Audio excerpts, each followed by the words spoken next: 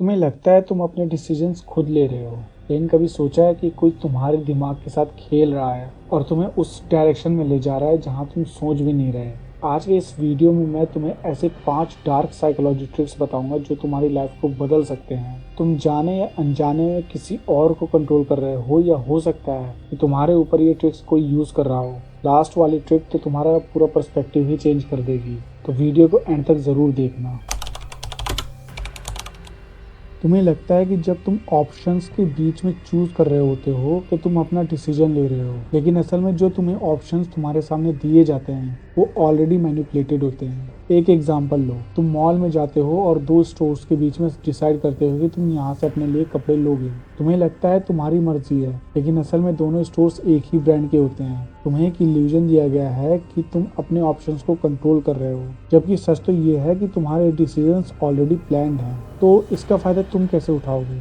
जब तुम किसी को अपने फेवर में लाना चाहते हो तो उन्हें 2 से 3 ऐसे ऑप्शंस दो जो हर हाल में तुम्हारे लिए बेनिफिशियल हों, और जब वो उनमें से चूज करेंगे उन्हें लगेगा कि वो अपना डिसीजन ले रहे हैं, लेकिन असल में तुमने उनका डिसीजन पहले से ही कंट्रोल कर लिया है। ये ट्रिक तुम्हें हर नेगोशिएशन या परसुएशन में अपर हैंड देती है। हम सब इमोशंस के थ्रू अपनी लाइफ को एक्सपीरियंस करते हैं। कभी सोचा है जब कोई पुराना सॉन्ग सुनते हो या कोई खास स्मेल आती है तो एक इंस्टेंट फीलिंग या कोई मेमोरी दिमाग में आ जाती है? ये क्यों होता है? क्योंकि हम अपनी लाइफ के कुछ स्ट्रॉन्गेस्ट मोमेंट्स को इमोशन के साथ एंकर कर लेते हैं। डार्क साइकोलॉजी में तुम इस एंकरिंग को अपने फायदे के लिए यूज कर सकते हो। जब तुम किसी को हंसाते हो या उनके साथ खुशी या एक्साइटमेंट का मोमेंट शेयर करते हो तो वो इमोशंस तुम्हारे साथ ऑटोमेटिकली एसोसिएट हो जाते हैं। तो इससे फ़ायदा तुम कैसे उठाओगे? जब तुम किसी के साथ हो, उन्हें एक बहुत स्ट्रॉन्ग इमोशन फील करवाओ। वो एक्साइटमेंट हो सकती है, थ्रिल हो सकता है, या कभी कभी डर भी हो सकता है। जैसे तुम किसी थ्रिल राइड पर जाओ या उन्हें लाइफ के बड़े डिसीजंस में सपोर्ट करो, उनका दिमाग ये पावरफुल इमोशंस को तुम्हारे साथ लिंक कर लेगा। जब भी वो दोबारा ऐसी फीलिंग्स को एक्सपीरियंस करेंगे, उनके दिमाग में तुम्हारा नाम ऑटोमेटिकली ट्रिगर हो जाएगा। तुम उनके सबकॉन्शियस माइंड में डीपली इंसर्ट हो जाओगे। तो अब बताओ, तुमने कभी सोचा है कि कौन से लोग तुम्हारी लाइफ में इमोशनल एंकर्स बन गए हैं, या तुमने किसी को ऐसे मैनिपुलेट किया है? कमेंट करके बताना।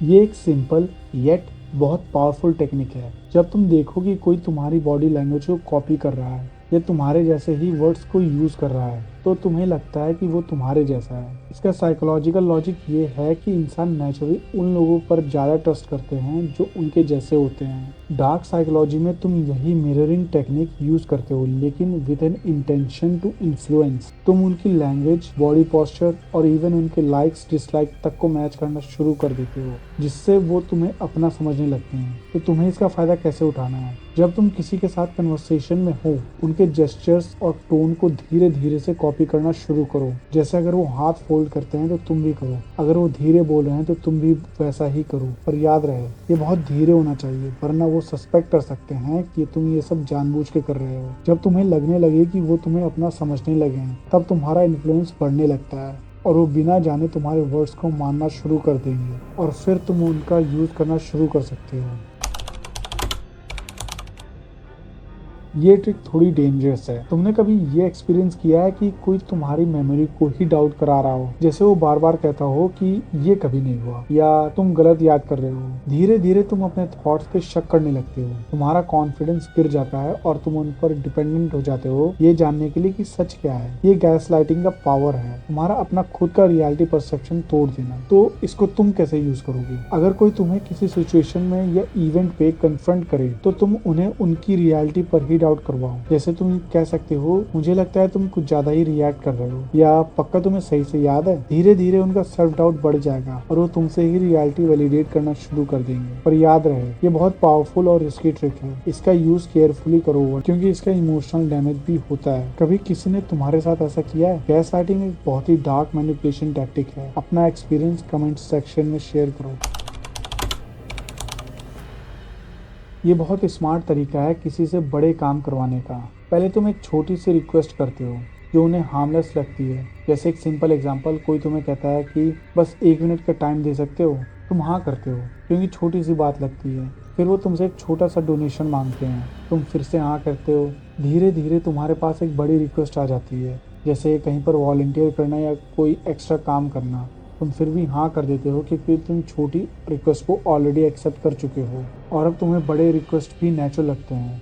ये ट्रिक इसलिए काम करती है क्योंकि हम ह्यूमंस कंसिस्टेंसी को पसंद करते हैं, और एक बार जब तुम स्मॉल रिक्वेस्ट को एक्सेप्ट कर लेते हो तो तुम बिगर रिक्वेस्ट को भी एक्सेप्ट करने लगते हो।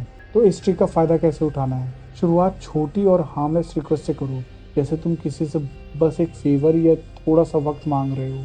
जैसे ही वो छोटी रिक्वेस्ट एक्सेप्ट कर लेते हैं, तुम धीरे धीरे अपनी डिमांड्स को बढ़ाने लगते हो। हर नए स्टेप पे उन्हें लगता है कि वो सिर्फ एक नेचुरल प्रोग्रेशन को फॉलो कर रहे हैं, और आखिर में वो तुम्हारी बड़ी से बड़ी रिक्वेस्ट को भी बिना सोचे एक्सेप्ट कर लेंगे।